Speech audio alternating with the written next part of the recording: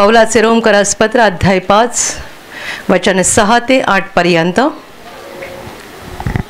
मी वाचून दाखवते, सर्वजण लक्ष द्या.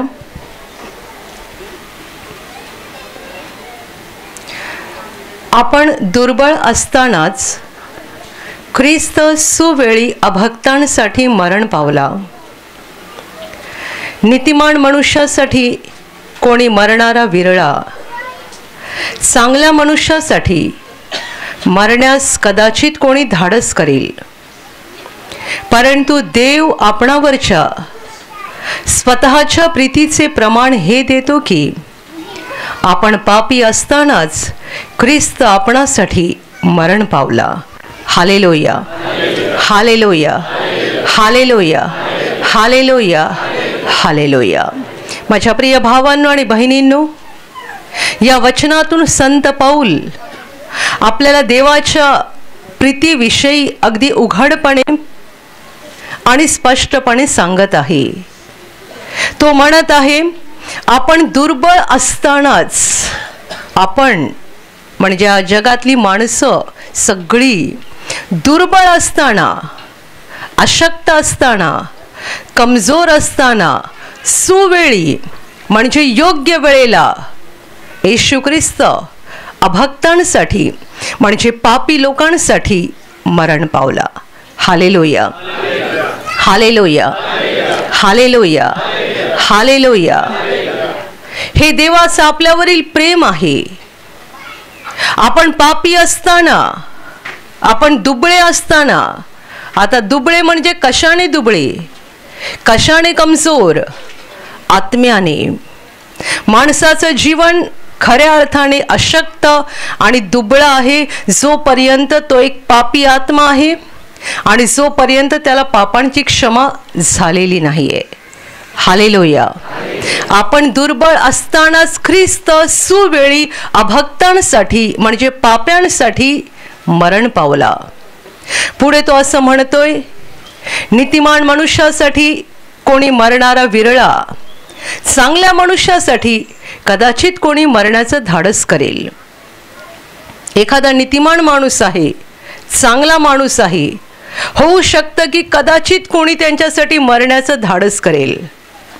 म्हणजे एका चांगल्या माणसाला वाचवायला कोणीतरी स्वतःचा जीव द्यायला तयार होईल. कदाचित, विरळा म्हणजे फार कदाचित असं होऊ शकतं, क्वचित घडू शकतं की एका चांगल्या माणसाला जीवनदान मिळावं, एक चांगला माणूस वाचावा म्हणून कोणीतरी आपला जीव देईल.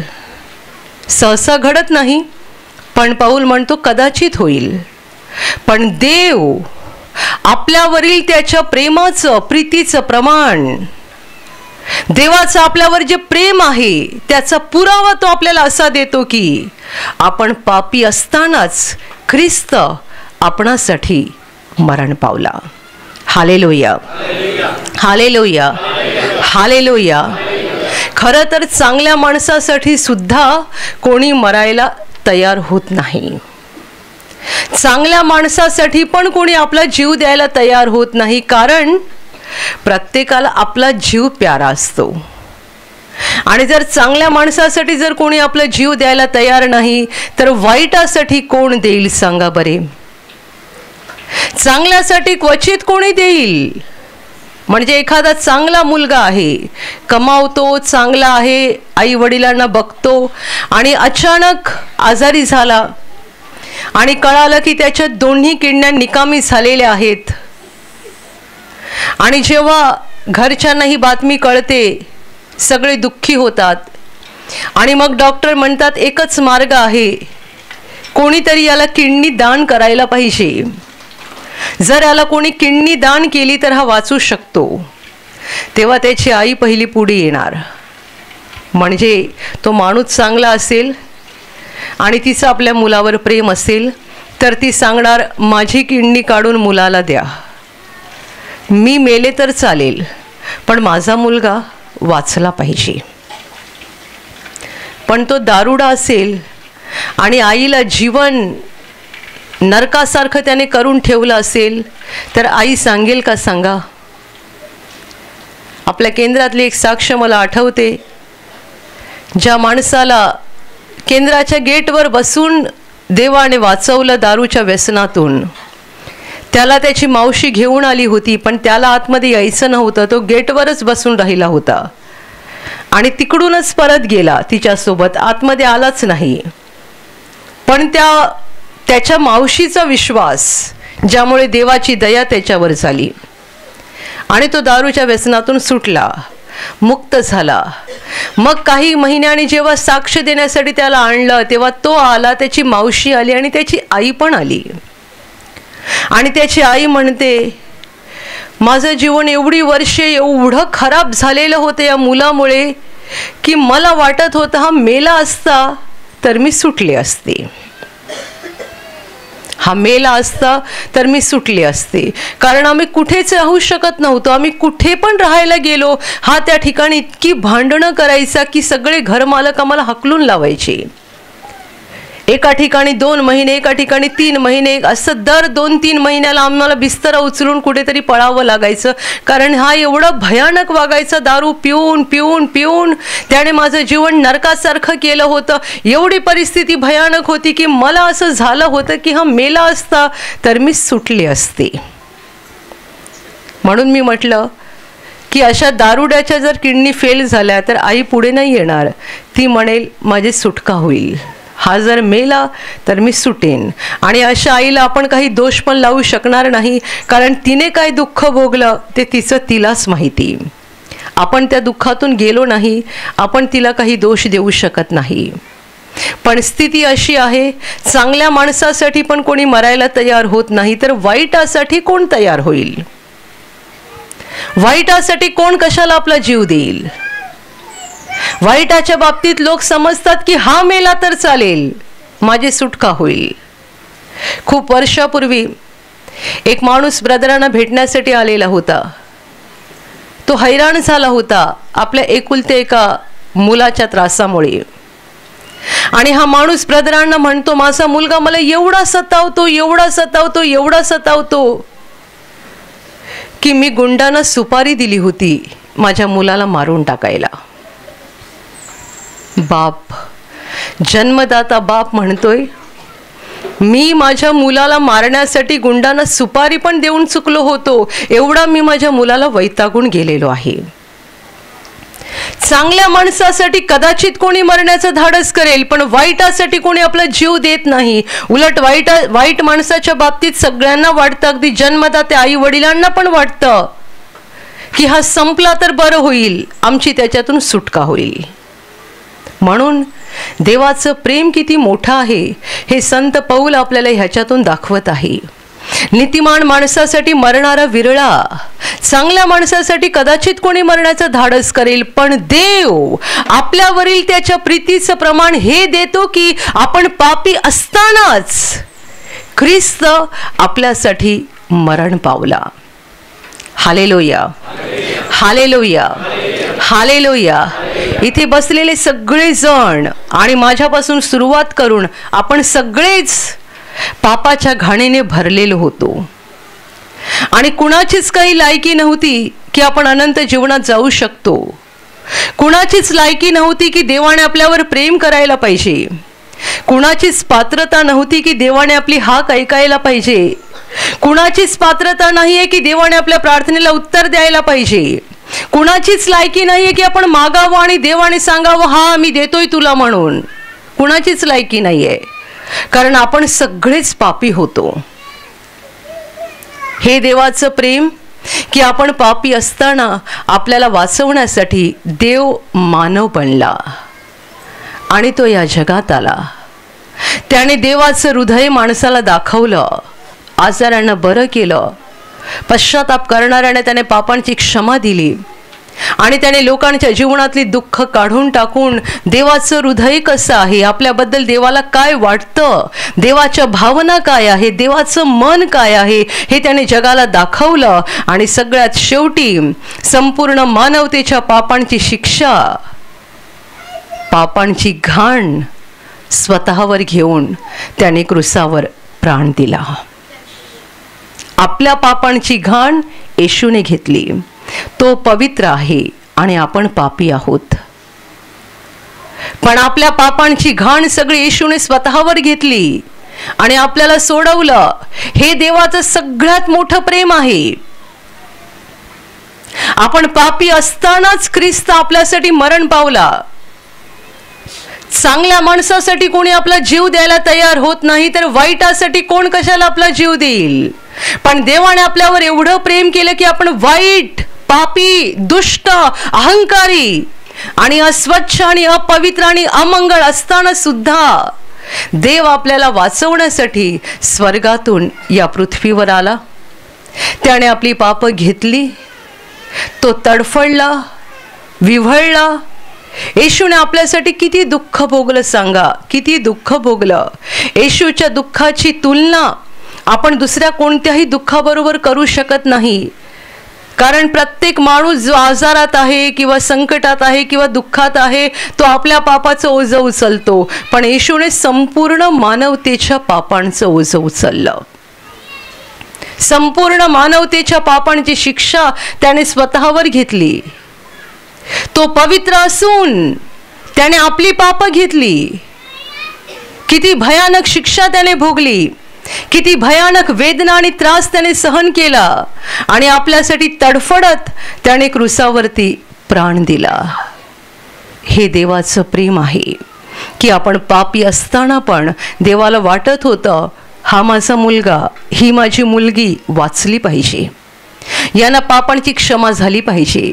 हे सैतानाच्या गुलामगिरीत आहेत, त्याच्यातून ते बाहेर पडले पाहिजेत आणि ते माझ्या जवळ स्वर्गामध्ये आले पाहिजेत आणि कायमचे युगानयुग माझ्याजवळ राहिले पाहिजेत.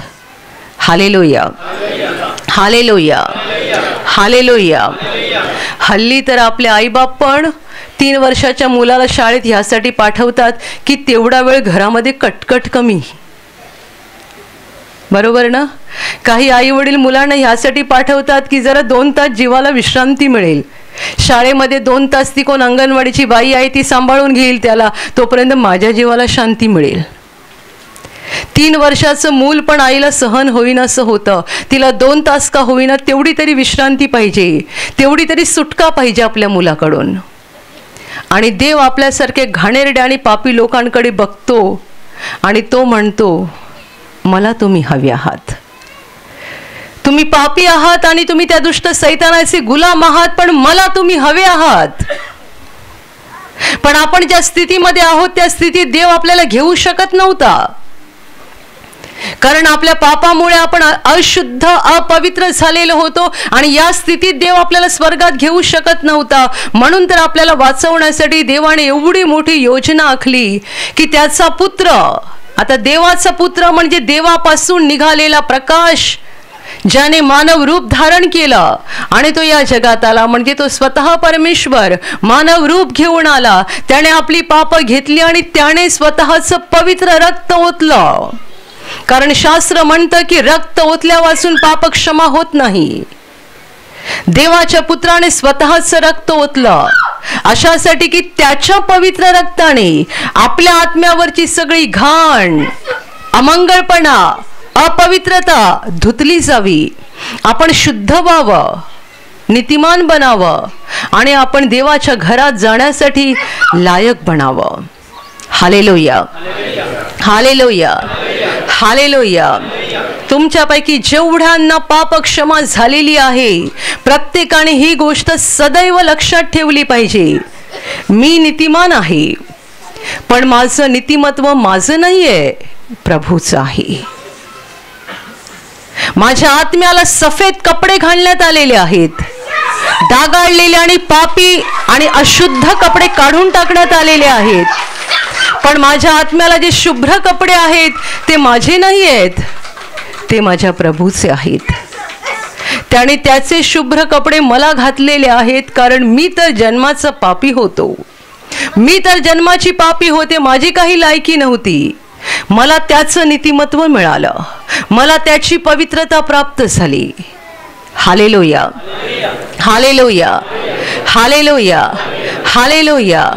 माझ्या प्रिय भावांनो आणि बहिणींनो, ख्रिस्त सुवेळी अभक्तांसाठी मरण पावला. हे देवाचं फार मोठं प्रेम आहे. आपण पापी असताना ख्रिस्त आपल्यासाठी मरण पावला.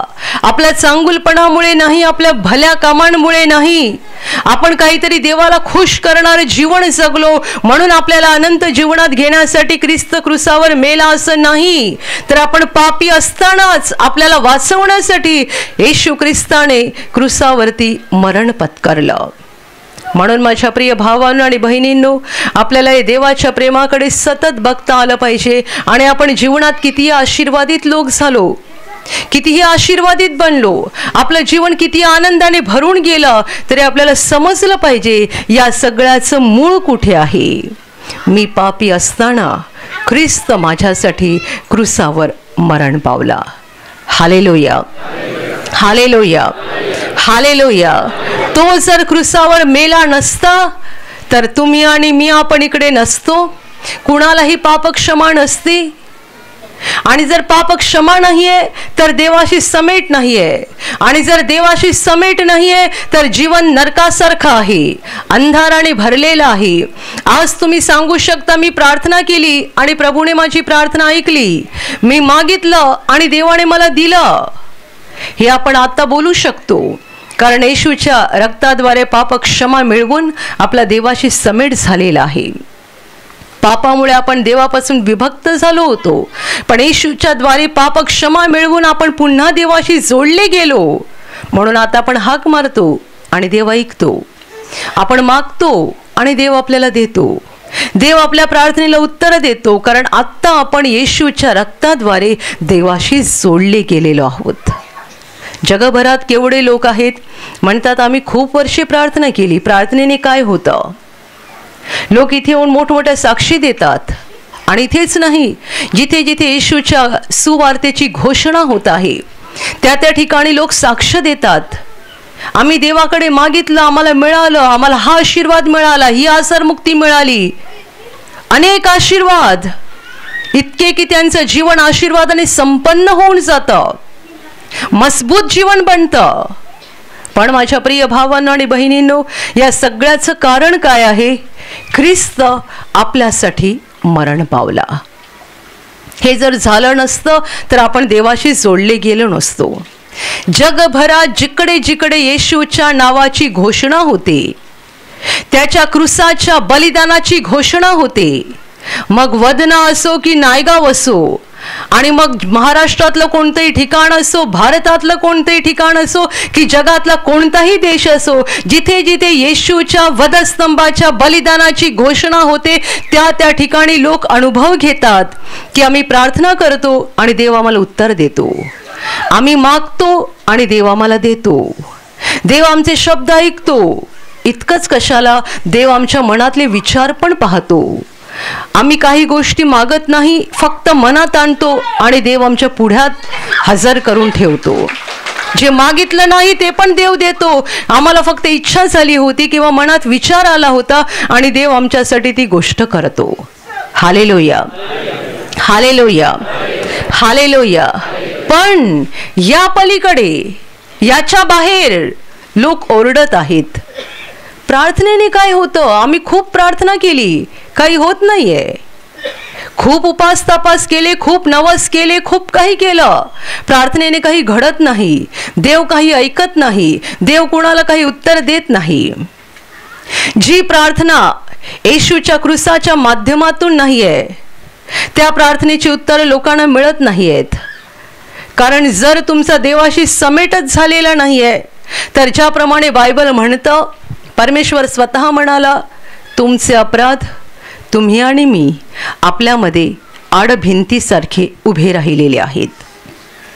तुमच्या पातकांमुळे मी तुम्हाला दर्शन देत नाही, तुमच्या पापांमुळे मी तुमचं ऐकत नाही. ही देवाची वचनं सबंध जगासाठी आहेत.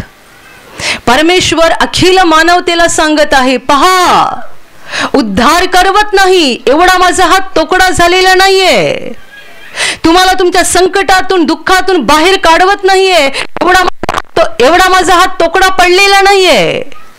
तुम्ही रडताय, मागताय, ओरडताय आणि मला ऐकायला येत नाहीये एवढे माझे कान मंद झालेले नाहीयेत. पण तुमची पाप, तुमचे अपराध, तुम्ही आणि मी आपल्यामध्ये आड भिंतीसारखे झालेले आहेत. तुमच्या पातकांमुळे मी तुम्हाला दर्शन देत नाही आणि तुमचं ऐकत नाही. देव पवित्र आहे, माणूस पापी आहे. आणि पापी माणूस आणि पवित्र देव यांच्यामध्ये एक भयानक भिंत उभी आहे, ज्यामुळे रडणारी माणसं, ओरडणारी माणसं देवाला दिसतात. देव ऐकतो, बघतो, तरी देव त्यांना सोडवू शकत नाही, कारण देव पवित्र आहे. पण ही किती आनंदाची गोष्ट आहे की येशूच्या क्रूसाच्या बलिदानाच्या द्वारे ही भिंत पाडली गेलेली आहे. जेवढ्यांनी येशूचा स्वीकार केला, येशू माझा प्रभू, माझा तारणारा, तो माझ्यासाठी क्रूसावर मेला, असा जे विश्वास ठेवतात आणि येशूला स्वीकारतात, त्या प्रत्येकाच्या जीवनातून ही जी भिंत आहे ना, ती पडून जाते. प्रत्येकाच्या जीवनातून जो जो माणूस ख्रिस्ताच्या वधस्तंभाचा संदेश स्वीकारतो, ज्याला ज्याला हे देवाचं प्रेम कळतं आणि जो स्वीकारतो, विश्वास ठेवतो, त्याच्या जीवनातून ही भिंत पडते. आणि भिंत पडल्यामुळे त्याचा देवाशी समेट होतो, तो देवाशी जोडला जातो आणि मग त्याला अनुभव यायला सुरुवात होते. आत्ता मी देवाकडे मागतो आणि देव माझं ऐकतो. मी प्रार्थना करतो आणि देव मला उत्तर देतो. जर तुम्ही अशा स्थितीत पोहोचला आहात, तर लक्षात ठेवा, तुम्ही आणि देव, तुम्हा दोघांमधली पापाची भिंत पडलेली आहे आणि तुम्ही देवाशी जोडला गेला आहात. आणि म्हणून देव तुमच्या प्रार्थनेला उत्तर देत आहे. इतकंच काय, जर तुम्ही देवाशी फारच जोडला गेला असाल, तर अनेक वेळा तुम्ही न मागता पण देव तुमच्या इच्छा पूर्ण करतो. तुमच्या मनात आलेले विचार, तुमच्या हृदयात उत्पन्न झालेल्या इच्छा पण तुम्ही प्रार्थनेत शिस्तीत देवाकडे न मागता सुद्धा देव तुमच्यासाठी त्या पूर्ण करतो. Hallelujah, hallelujah, hallelujah, hallelujah, hallelujah. एका मुलाने एक सुंदर साक्ष दिली होती. मला वाटते 7वी 8वीचा मुलगा असेल. त्याला प्रार्थनेला यायला आवडत नव्हतं आणि त्याची आई त्याला सतत सांगायची, चल प्रार्थनेला, चल प्रार्थनेला. तो येत नव्हता आणि मग शेवटी आईच्या आग्रहाखातर तो आला आणि त्याने देवाला असं सांगितलं, तू जर खरोखर माझ्यावर प्रेम करतोस तर माझी एक इच्छा आहे, माझ्या पप्पांनी मला सायकल आणून द्यायला पाहिजे. मला जर सायकल मिळाली ना, मी मागणार नाही पप्पांकडे, मी तुला सांगतोय, मला जर सायकल मिळाली तर मला पक्क कळेल की तू माझ्यावर प्रेम करतोस. आणि हा मुलगा घरी गेला. त्याने आपल्या मनातली इच्छा आपल्या पप्पाला, आईला, कुणाला सांगितली नाही. आईच्या आग्रहाखातर जबरदस्तीने आईने प्रार्थनेला आणलं म्हणून तो आला आणि त्याने देवाकडे अशी प्रार्थना केली आणि एका आठवड्याने त्याच्या पप्पांनी त्याला सायकल आणून दिली. साक्ष देताना पण तो मुलगा हसत होता. तो म्हणतो, मला आश्चर्य वाटतं, मी सांगितलंच नव्हतं त्यांना, मी फक्त देवाला बोललो होतो आणि एका आठवड्यात पप्पांनी मला चांगली सुंदर सायकल घेऊन दिली.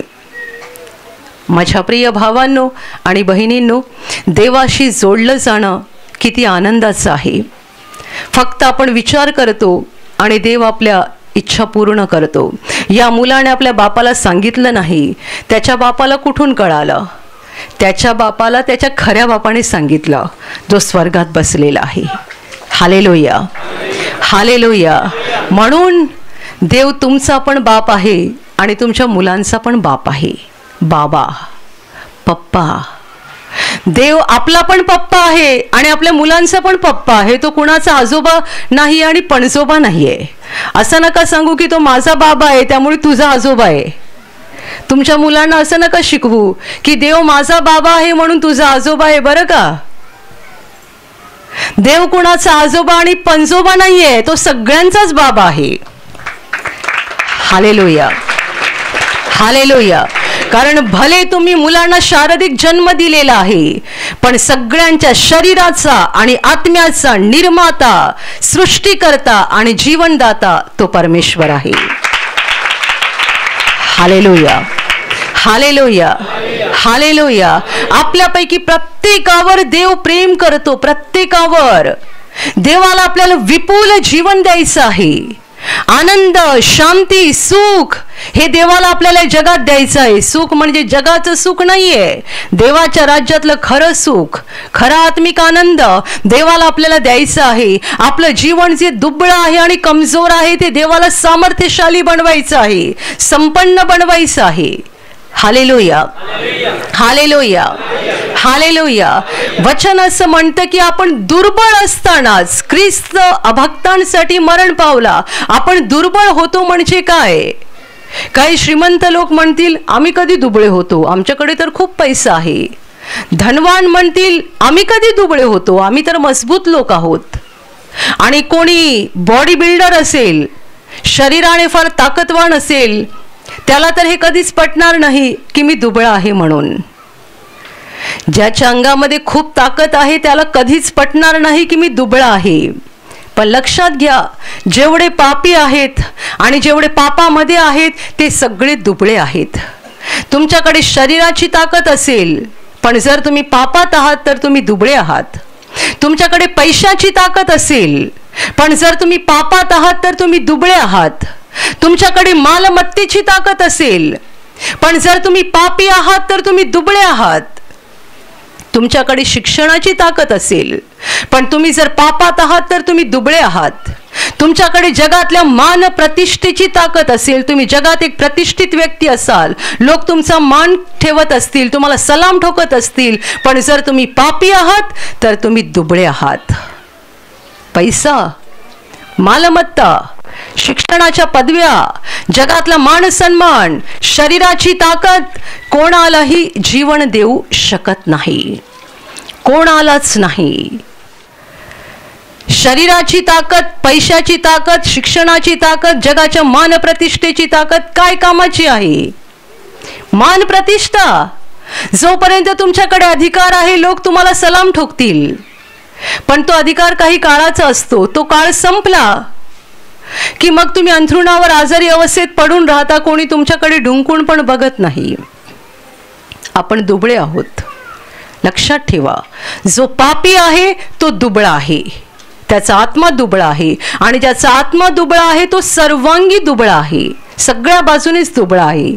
पण ज्याला ज्याला येशूच्या रक्ताने पाप क्षमा मिळाली आणि जो देव आणि तो याच्यातली आडभिंत पडली आणि त्यामुळे देवाशी जोडला गेला, तो यापुढे दुबळा नाहीये, तो सामर्थ्यशाली व्यक्ती आहे. कारण त्याचा देवाशी संबंध झालेला आहे, तो देवाशी जोडला गेलेला आहे, तो देवाशी एकरूप झालेला आहे आणि देव त्याचा बाप, तो देवाचं मूल बनलेला आहे. आतापासून देवाची कृपा त्याच्या जीवनावर आहे, देवाचे आशीर्वाद त्याच्या जीवनावर आहे, देवाची मेहर नजर त्याच्यावरती आहे आणि म्हणून आता तो दुबळा नाहीये. भले त्याच्याकडे पैसे नसतील आणि तो भाड्याच्या घरात राहत असेल, पण तो सामर्थ्यशाली आहे. कारण तो जसं बोलेल तसं घडणार, त्याचे विचार जे येतील त्याप्रमाणे देव करणार. तो मागणार आणि देव ऐकणार. Hallelujah, hallelujah, hallelujah.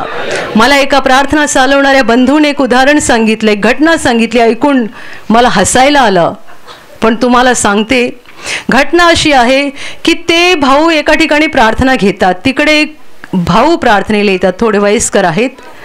त्यांनी येशूवर चांगला विश्वास ठेवलेला आहे आणि त्यांच्या विश्वासामुळे आजूबाजूचे शेजारी त्यांना खूप त्रास द्यायचे, खूप हैराण करायचे, उलटसुलट बोलायचे आणि मग अजून काही चुकीचे प्रकार करायचे.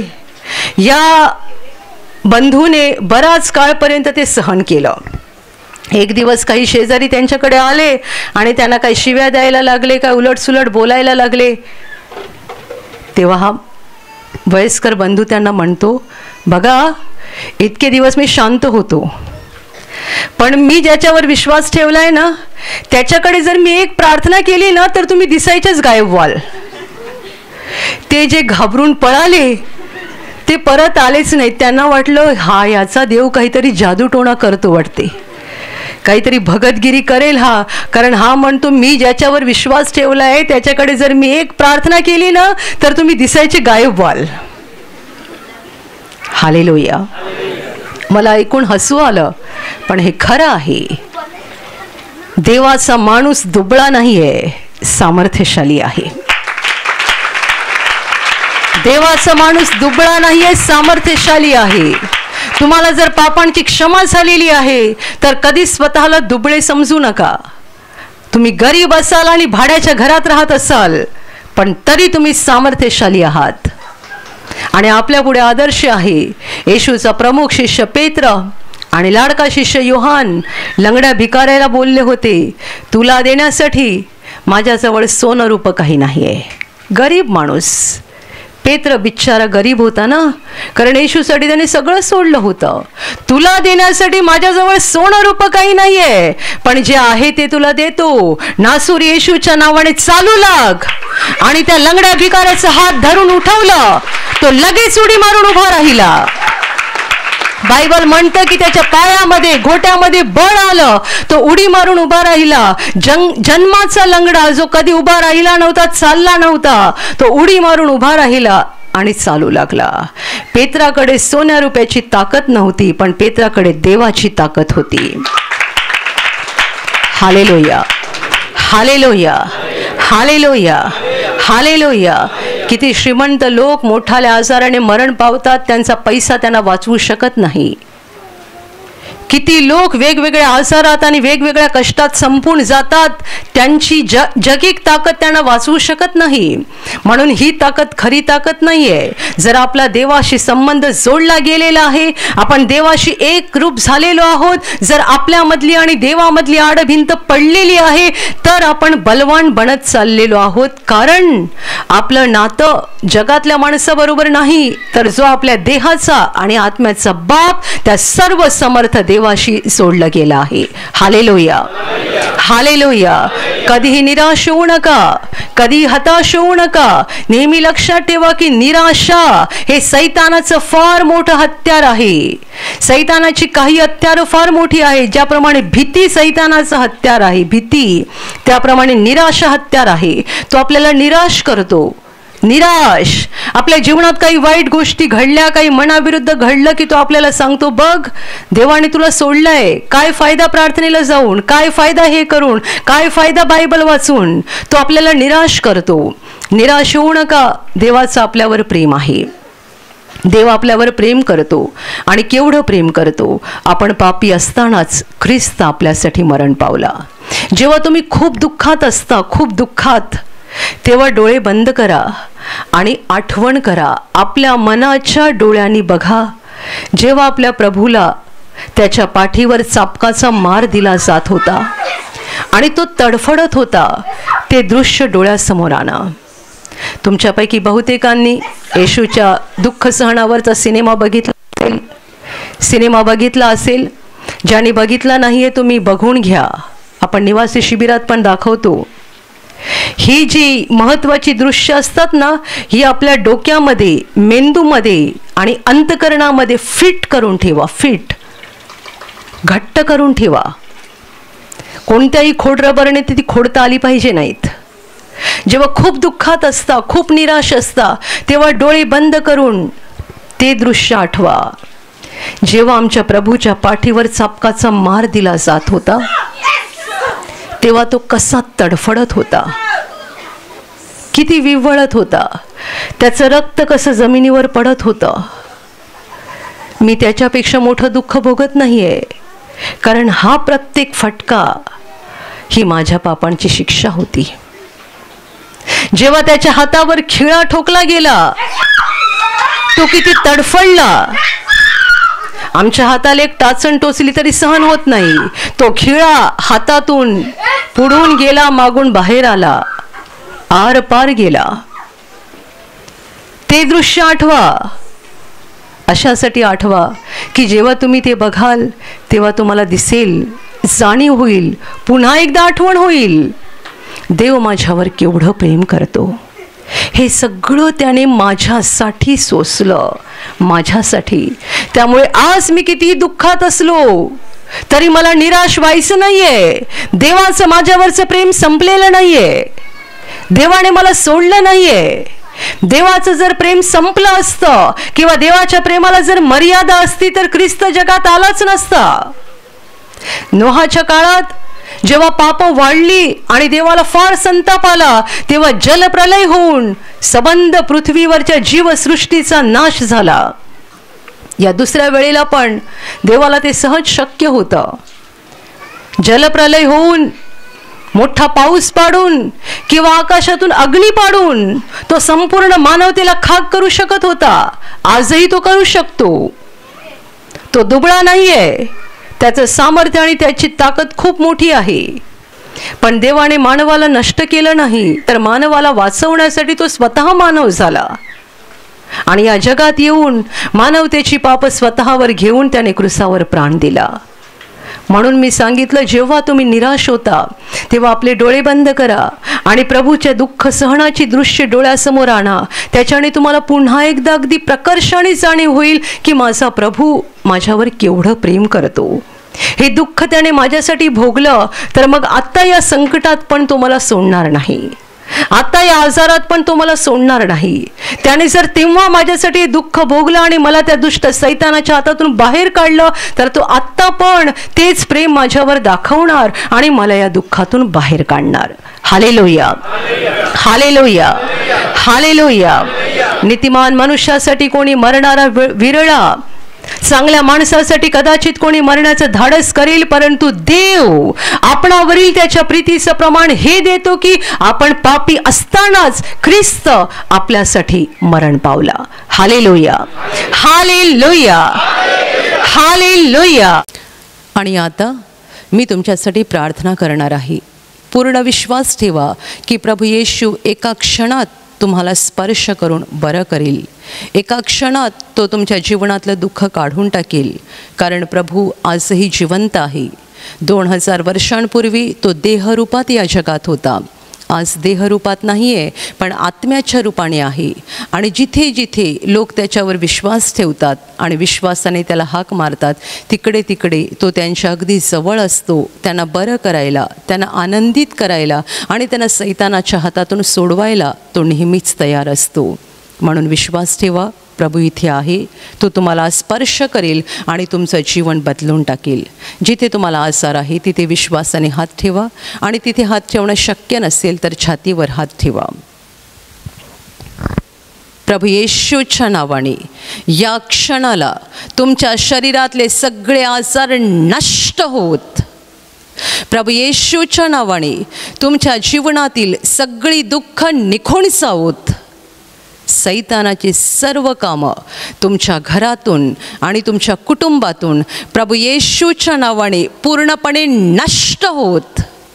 सर्व शुद्धात्म्यांनो, प्रभू येशूच्या नावाने मी तुम्हाला आज्ञा देत आहे, या क्षणाला यांना सोडून निघून जा आणि पुन्हा त्यांच्यात शिरू नका. प्रभूचं महान सामर्थ्य तुमच्यावर येऊ. पवित्र आत्मा तुमच्यावर येऊ. पवित्र आत्म्याचा आनंद तुमच्या जीवनात येऊ. पवित्र आत्म्याची शांती तुमच्या हृदयात येऊ आणि तुमचं जीवन स्वर्गीय प्रकाशाने भरून जावो. आमीन.